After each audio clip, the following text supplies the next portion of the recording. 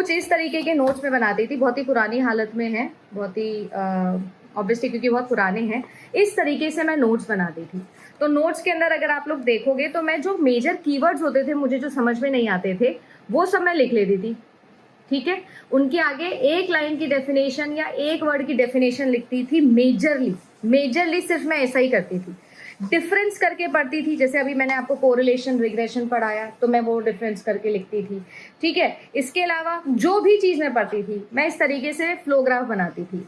मान लीजिए कोई प्रॉब्लम है, प्रिंसिपल है, कुछ भी है, कोई टाइप्स ऑफ रिसर्च है, तो मैं इस तरीके से उसका लिखती थी, है ना। ऐसे डिफरेंस कर लेती थी और डिफरेंस करके लिखती थी।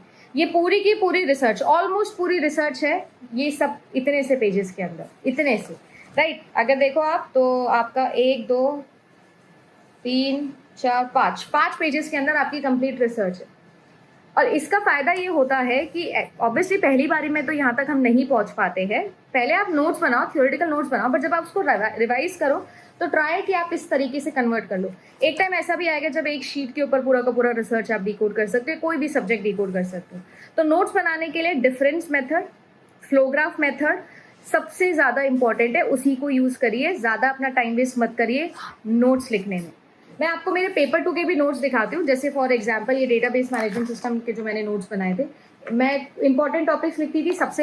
सबसे पहली चीज़, इंपॉर्टेंट टॉपिक्स को मैं इस तरीके से क्लासीफाई करके कि उस टॉपिक में प्रीवियस ईयर पिछले 5 साल में क्या क्या क्वेश्चन बने हैं, ऐसे मैं लिखती थी। और इसके बाद में जो है फिर मैं अपने आप को समझाते हुए जो है वो ऐसे फुल अच्छे से डायग्राम, क्योंकि कंप्यूटर में तो ब्लॉक डायग्राम बहुत चलता है, तो ऐसे डायग्राम बनाती थी। फिर जब रिवाइज करती थी तो ऐसे हाईलाइट कर लेती थी जो भी चीज़ें मुझे इंपॉर्टेंट लगती थी, जिनसे भी प्रीवियस ईयर एग्जाम में सवाल पूछे जाते थे, तो ऐसा मैं बना लेती थी। हमारे यहाँ पे न्यूमेरिकल बहुत आते हैं, ऐसी बहुत सारी चीज़ें होती हैं जिसके अंदर क्वेश्चंस बनते हैं, तो मैं ऐसा रेड पेन से वो लिख लेती थी। उसको ट्रिक क्या है सॉल्व करने की, उसको हाईलाइट कर लेती थी। ऐसे अच्छे नोट बनाती थी। एक हफ्ता बैठती थी, एक यूनिट को लेती थी और इस तरीके से मैं पूरा सॉल्व करती थी। अब अगर मान लो कि मैंने इसमें यहाँ इस पैराग्राफ में सिर्फ हाईलाइट किया है, मैंने रीड पूरा किया होगा फर्स्ट टाइम, सेकेंड टाइम जब मैंने रीड किया होगा तो मैंने सिर्फ वो पॉइंट हाईलाइट करे जो या तो मुझे याद नहीं हो पा रहे या फिर मोस्ट इंपॉर्टेंट है। ये चीज़ जो है ये मैं चाहती थी कि मैं आप लोगों से डिस्कस करूँ।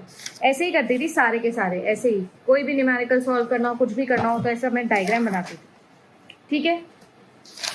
तो अगर आप लोगों को भी आपके पेपर 2 के नोट्स बनाने हैं तो ट्राई कि आप इस तरीके से फ्लोग्राफ वाइज चीज़ें जो है वो डिकोड करो, इस तरीके से बनाओ, ठीक है। मोटिव ये है कि आप लोगों तक हम ये पॉइंट पहुंचा सके कि consistency is important, notes making is very important and revision is very important.